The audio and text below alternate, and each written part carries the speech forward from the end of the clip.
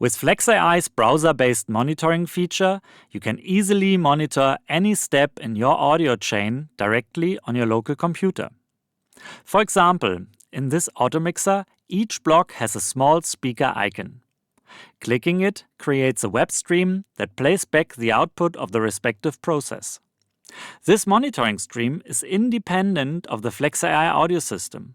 It has some latency, but it's great for troubleshooting and monitoring key audio signals.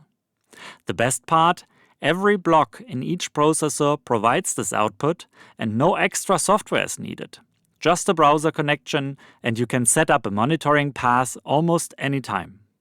In the control panel, you can see the level, mute, and adjust playback volume. And in case you lost track what you are listening to, the eye icon will take you back to the block you are monitoring.